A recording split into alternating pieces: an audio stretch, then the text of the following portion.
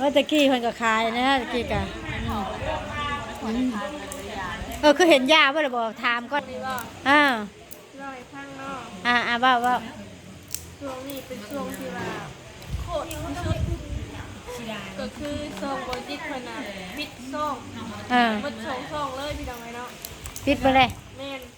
เงินส่วนที่ว่าเขาลงทุนมาเขาเอาเงินส่วนนั้นมาผ่อนรถเงินที่ว่าเขาลงทุนในนะปะแล้วมาถอกหวดนี่สายใช่ป่ะจังว่าเขาว่าบ่มีเขาว่าเขาถอกหวดบ่ทันเลยเขาเสียดีต่อความคิดวางแผนเลยเด้อคืนสิได้คืนรถบ่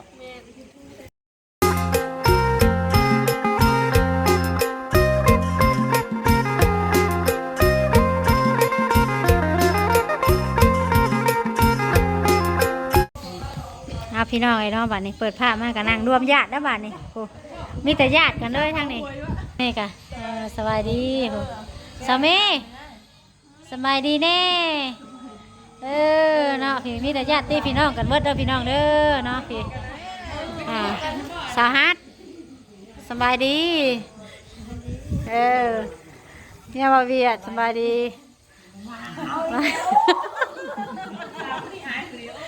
สตีฟนะผู้สาวคนนี้คืออายใช่ไหมผู้สาวคนนี้นะเฉพาะจังควงโสดอยู่แต่เหิงแล้วจักปีแล้วเดี๋ยวนี้คือควงโสดตลอดนะฮะ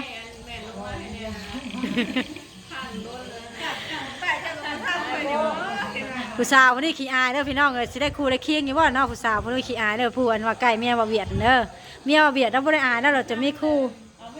อันนี้ก็ถ่ายคลิปรวมญาติอยู่เพื่อนว่าอยู่พี่น้อยเนาะแบบว่าเขาปงซบปงอย่างเรียบร้อยแล้วเขาก็นั่งโอ้ลมแล้วก็นอนเป็นหมู่เป็นคู่กันเนาะอุ่นเอียนคนนอนเนาะแบบอุ่นเนาะตู้เนาะเป็นบ่เห็นนี่ก็นอนอยู่น่ะสบายดีเด้อนี่เราอันไม่ได้นอนหลายมื้อเลยพี่น้องเลยถ้ากันนอนพักผ่อนผู้กองลูกพูนอยู่คุณน่ะมันยังคือเกาะหลุมอยู่เห็นยังมันกันเห็นยังนะเนาะเป็นยังแปลกแท้มื้อนี้นะเนาะมีแนวเลยเนาะจะว่าอยากได้เงินมาแจ้เอาเงินเห็นแล้วหรือวะมีว่าเงินน่ะ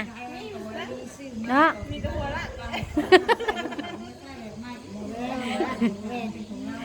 หัวยังไง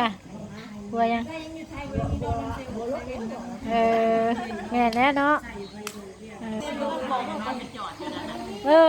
ใช่ปูนอนก็พวกพูดอยู่คนละแม่นะนี่กะ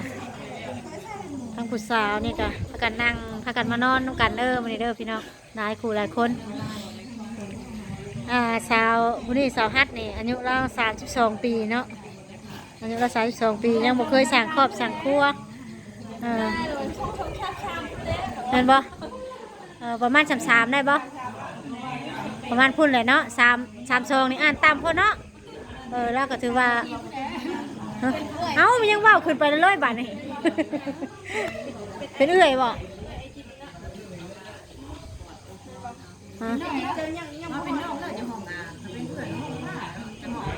แต่อายุชิ้นใหญ่กับห้องคือเก้าในน้ำน้องนี่ในน้ำน้องนี่คือสมมติว่าผู้ที่เกิดก่อนกับตามเป็นลูกของน้องแม่วะเราเอิญแม่ย่าของมีนาเอิญป้าเด้คำว่าปีเดียวก็บ่เตียงกับ33 ปีบ่เตียง33 ปีได้เป็นบ่แม่นบ่เตียง33 ปีบ่ลี่30 ปีวันเกิดบ่ลี่ก็ดี30แล้วว่ะบ่เตียง33บ่ดีนะอันบ่เตียงนะจะเกิดปีเดียวกับเราปีเดียวคนละเรือนปียังเคยนะปี2000เนี่ยบ่จื้อบ่เจ้าว่าจะบ่จื้อเพราะว่าแล้วเฮาก็บ่ใส่ใจเนาะนี่มีแต่จักผู้ใดอายุน้อยอายุหลายเนาะถามดินแล้วก็15 ปีน้องมีนายคัก15 ปีจังหวัดน้องเมย์จังหวัด14 ปีจักษาเลย14เพื่อนลูกกัน3 ปีเจ้าจักปีที่ข่อยนั่น12 ปีบ่ลูกข่อยนั่น15 ปีบ่15 ปีบัดลูกเจ้าเลยติลูกข่อยนั่น3 ปี พี่น้องว่าหยอกว่าหัวกันเด้อพี่น้องเด้อเนาะ ว่าอันที่ว่าอันนี้ทำปีนี้จะเอาบัวเราโอ้ยจะตัดทีเดียวเลย ปัจจัยการชามปีนี่ ทำอะไรก็ไม่ได้ทราบปีบ่ ตัดทีเดียวบัว แม่นี่บ่แม่นี่นะ ว่าไปมาคุยไปคุยมากะสหอดโมงคนเขานอนบ้านนี่ เป็นมู่หาชีพเลยเนาะ เออ นอนมาแล้วคือ เคยนอนเวลานี่บ่เคยนอนเวลานี่ แต่อยู่ปกติเลยมันเหมือนไปนอน คือว่าแล้วมันกะเป็นเวียกเป็นอย่างในเฮือนซ่านเฮาเนาะกะนอนกะคือว่าแล้วบ่เต็มอิ่มเนาะบ่คือนอนให้ตัวเอง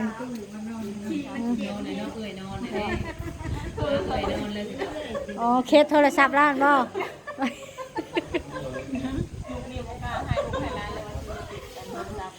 อ๋อยายเอ้ยโทรศัพท์เจ้าเก่าแท้เขาเพิ่นอยู่พี่กับจนเหลื่อมตาอะนะ สุดยอดแท้นะอ่ารุ่นยังอะนะคือเหลื่อมคักแท้นะบ่ของไทยข้างในโอ้จ้ะเฉพาะสาววินาจังเหลื่อมตาดอกสายเนาะสุดยอดนี่โทรศัพท์เรานี่หักบ่ฮู้ว่ารุ่นยังแม่นบ่ดินเป็นอย่างเดียว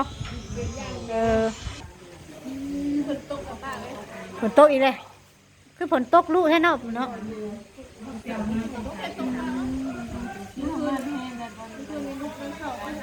สีขาวนอนนะว่าเดี๋ยวนี้นะมาอยู่นี่ได้จังมือเลย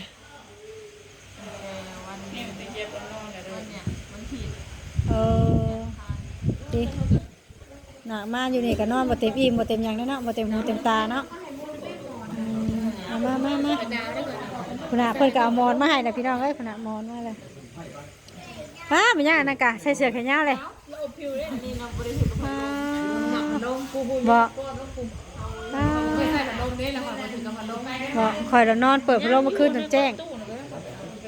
เอาขออยู่หน้าวันน้องมีพัดลมใส่ได้จ้ะ ข้าผู้ใดนอนป้าคอยแล้วคอยถ่ายคลิปมาเริ่มนี่เด้อ ก็ขอมานอนไปชินนอนอาปากคือชินนอนเนี่ย เปิดสินอนอาบปากหรือสินอนน้ำลายเฮยฮะ เมื่อคืนนี่บอกเราควรจะพังไม่ง่ายยันนอนก็ได้โอ้ยงานเขาพักแท้เหรอเครื่องที่เรานี่เลย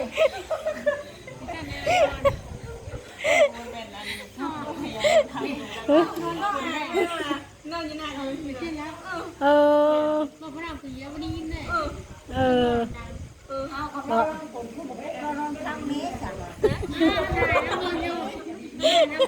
ดีบ่มีเลยมันเราตื่นขึ้นมาเราไม่ได้ยินซะเนาะเอาเวลานอนแบบนอนก้นแม่นบ่สามีเนี่ยนอนก้นก็มันเขานอนรับแล้วเขาพูดโตเนาะไม่นอนในอัดเสียงไว้นะ แม่นอะไรจะมาแรกนี่หามนอนก้นแล้วคอยสิอัดเสียงเป็นไหนพังสามีหน้าได้แต่เก่าฮะอันคุณหลังไว้ฮะคนไหนนอนกลนมาแล้วคอยสิอัดคลิปไว้แล้วเนี่ยให้พังมืออื่นใช่แหละเดี๋ยวอัดคลิปพอมันดีตีเจอทางมือเขาผ่านเลยว่ะ เหรอ กัดเขียวเลย อ๋อ เขียวเลยแปะว่ะ นอนกัดแขวแก๊ดๆน่ะติ เขาได้ยินรถ เขียวนะโอ้คือฮะแม่นบอกจะได้สิเฮาก็เกี่ยวบ่แม่ตุโอ้นอนกัดแขวน่ะขี่กระตือแม่ท้องลาย เอามานอนง่ายอยากกันมันนอนกลนได้ค่ะตุมันนอนกลนได้ค่ะ เนี่ยเราไปดู นอนกลนน่ะอันไม่ได้สดแกงสดหยังน่ะสดจองบ่เคยสดจองอยู่ว่าแม่เจ้าชิมแกงชิมหยังแล้วสดกองเจ้า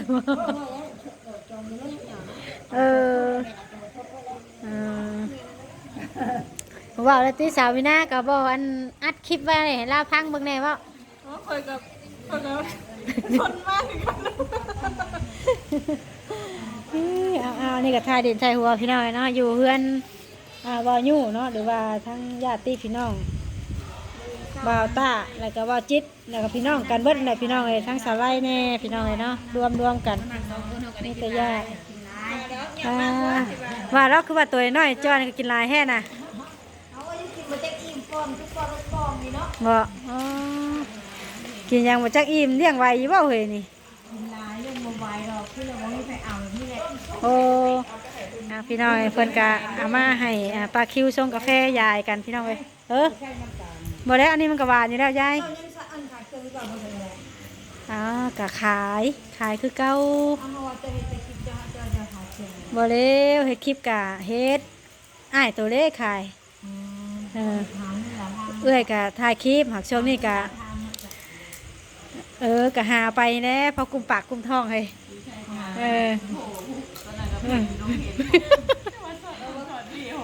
ยาขายว่าจันยาขายเงินทืนเลย ว่าตะกี้เพิ่นก็ขายนะตะกี้กะคือเห็นยาบ่ได้บอกถามก่อนว่าเรื่องค้าขายน้องเมย์ก็บ่เห็นลงตลาดนี่นะก็บ่เห็นลงตลาดเป็นนี่เด้ธุรกิจจุมเจ้าเดี๋ยวนี้นะ ช่วงนี้ว่า อ้าว ร้อยข้างนอก ว่า ช่วงนี้เป็นช่วงที่ว่าโคตรชุดก็คือซองบอจิตขนาดปิดซองมันซองเลยพี่น้องไว้เนาะ ปิดไปเลย แม่นเงินส่วนที่ว่าเขาลงทุนมาเนี่ยเขาเอาเงินส่วนนั้นมาผ่อนรถเงินที่ว่าเขาลงทุนในนะปะส้มนั่นแดงนะคิดปวดหัวได้ช่องเก่าพอได้ปะ ช่องเก่าตัวบ่จิตหันกะปิดเนาะ แม่น แล้วก็ตัวช่องน้องมีนากะปิดแม่นบ่ แม่น อันช่องตัวของน้องมีนาน่ะปิดมื้อนี้ แม่น การที่ว่าช่องปิดนี่บ่แม่นบ่ปิดเดี๋ยวถ่ายคลิปลงบ่ได้พี่น้องถ่ายลงได้อยู่หั่นแต่โฆษณาบอกเขาเนาะ แม่น ก็คือเงินบอกเขาว่าซั่นซะถ่ายคลิปก็สามารถถ่ายคลิปโหลดลงน่ะเบิดนิดละละ แม่น บ่ได้เงินพี่น้องก็ถือว่าเพิ่นเอิ้นว่าช่องปิดเนาะบ่ได้เงินว่าซั่นพี่น้องเอ้ยโอ้ เลยเอาเงินส่วนที่ว่าลงทุนน่ะ ไปพรรถ ผ่อนรถ หวด อยู่เดือนในจักที่หา หวดรถนั่นถอกค่าช่องปิดนี่ถอกได้ทุกหวดแล้ว ถ้าก็หวดนึง แล้วก็หวดหนึง แม่น แล้วบ่ถอกหวดนี่ซะใช่บัด จังว่า คำว่าบ่มีคำว่าเฮาถอกหวดบ่ทันเด้เฮาสิได้ต่อความคิดวางแผนเลยเด้อคืนสิได้คืนรถบ่ แม่นคือว่าเขาหาเงินบ่ทันเขากับแทบไปหิบว่าคืออ๋อ ทางไป เพราะว่าเขาว่าช่องเฮามันเป็นแบบนี้ก็ถ้าเป็นไปได้ถ้าเฮาบ่อยากคืนรถหรือว่าเฮาสิได้รถเนาะเฮาก็ให้ขายเครื่องไปก่อนบ่ได้บอกแต่เฮาหาขายเครื่องตามที่เจ้าเคยเฮ็ดหั่นนะแบบย่ามบุญบ่ย่ามบุญย่ามแรงแบบมีงานมีบุญมีหยังแบบนี้คือเจ้าเคยไปอะนะน้องเมย์น้องมีนา แม่ขันยามแรกยังอยากขายอยู่เพราะว่าทางมันก็สะดวกนะหาคนเนี่ยก็ลำบากในการไปเลยยุ่งกว่า เขาว่า ขายในตลาดน้อยนี่รถคันเดียวนี่มัน โอ้ตลาดน้อยแบบอันว่าง่ายกับพุ่มพวงหั่นบ่ แม่แต่คนคันเดียวนี่เด้มันไปบ่ได้ เจ้าก็คือจะขายว่าเจ้ากะ เนาะหาเงินใส่กันเด้ เออ เนาะยังเป็นหนี้ไม่ได้ของ อันนี้ยังอีกเจ้าน่ะ ขาน้องได้ทำของคนเดียว โอ้ยังบ่ได้วิทย์ลองกันอยู่อะไรพรด้วยเหรอเจ้า ลูกออกดอกกับไง เนาะ เป็นตามที่ไปยังวิทย์ขาน้องเนี่ย เออ หน้าบุบี้ไทยแบบนี้ ถึงขันว่าลูกตัวใหญ่เนาะบัดเงินขลอกมันยังพรอยู่นี่อันนี้กับพรอันนี้กับพรอันนี้ยังคักเลยพรทั้งคนพรทั้งรถ พอทุกสิ่งทุกอย่าง พรทุกสิ่งทุกอย่าง มียังใจสดทุกสิ่งทุกอย่าง เนาะมีแต่หน้าพรอันนี้พี่น้องเลย เมียกับพร อันนี้ได้สาสดบ่นี่ และเดี๋ยวเจ้าหนี้นางโกรธแล้วแหละ เจ้าทีอันนี้เจ้านี่เจ้าทีว่าน่ะสิเอามือได้ดิสิเอามือได้นี่ แล้วแต่เป็นยูขายแล้วจะเอาลูกเพิ่นได้มาเลี้ยงนะ เพราะเอามีเงินแทนน่ะ ว่าวันนี้พี่น้องเลยหลังจากที่ว่าคุยกันว่าเรื่องนี้เรื่องชินกับมาส่งกาแฟก่อนวันนี้ว่าเรื่องนี้เรื่องชินเนี่ยมันเครียดพี่น้องเลย ไปกันเป็นเหตุร้ายกันเป็นไม่ให้เจ็บเลยเอาเป็นหนี้เลยเป็นหนี้เลยปี2000แต่แต่งดอกนะยังบริวิตกูเนี่ยมันจะวิตกับป้าคนนี้ โอ้ จน2006เลยมันเลยยังใจหนีบวิตอยู่นี่ นี่เราตัวใหญ่ดิว่าเขาว่าเรื่องนี้เรื่องชินเนี่ยโมเมนต์ยังอันผู้เป็นหนี้และคำว่าถึงเนี่ยมันสีคนิ่ง เจ้าหนี้อันเจ้าหนี้อันลูกหนี้ของป้าเนี่ยว่าเนาะเจ้าหนี้นี่ผู้คิดแต่เจ้าลูกหนี้พอคิดมาได้หรอ แม่นใช้ชีวิตคือแบบมันไม่หนีไม่สินนี่บ่ เจ้าหนี้นะอันกินข้าวกับป้ากันอย่างว่าชีวิตละลาย ลุงนี่ใช้ชีวิตแบบชิวๆกินหมูกระทะแทบจะคู่มือ เจ้านี่นี่หาเงิน อยาก มา กินหมูกระทะ บ่ อันนี้ถือว่าเราเก่งนะเราหาเงินให้หมู่ยืมได้นี่น่ะหากล่าเราบ่เคยยืมน้ำหมู่ได้เนาะเราหาเงินเก่งจังพ่อเราสั่งหมอผัวเราหาเงินได้เด้ฮะ เพื่อนนี่ก็ไม่ได้เห็นบ่ เนาะ กินอย่างเดียว ป้า หรือว่าเย็นนะยังไม่ได้ บ่ เย็นนะ ผัวกับบ่มีมันยังกับบ่มีบัดลูกไปจากไรมุ้ยผัวเจ้าเสียลูกไม่ใช่ มาสืบมาแบบมรดกเลย อ๋ออยากได้ลูกเขามาได้ยังคำเพิ่นอยากได้ลูกเจ้าเจ้าสิให้เพิ่นนี่บ่เออคือว่าเอา อันว่าเลี้ยงแบบ เอาไปให้เลี้ยงให้เอามรดกนี่เขาให้ทำให้มายืมเจ้าเลยเขาบ่ให้แม่นเอ้ยของประตูจอยตัวเนาะแม่นก็เป็นเอ้ยบอกเอ้ยใหญ่แล้วอยู่พุ่นอยู่ปะไม่ตู้สีนี่ไม่ตู้สีแล้วก็มีอ๋อเอากับแม่ข่อยเด้เป็นน้องเราแม่น้องเรากับแม่ของป้านี่แหละสองคนแรกจะคือกันใกล้หันกับบ่คือเห็นว่าอันประตูจอยกับบ่ได้คือกันเห็นบ่บ่คือกันอย่าขายบ่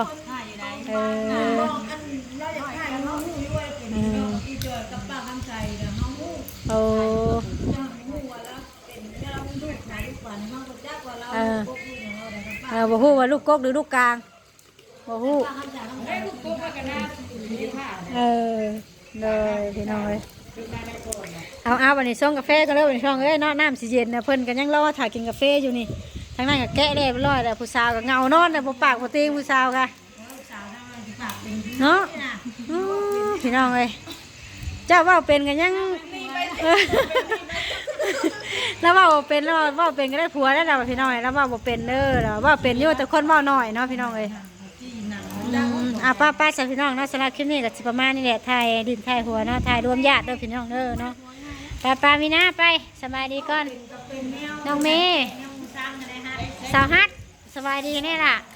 เลยสบายดียายสบายดีเด้อสบายดีเด้อบัดคุยคนป้าพี่น้องสบายดีบัดจะคุยคนเด้อเนาะคลิปนี้ก็ประมาณนี้แหละส่งกาแฟก่อน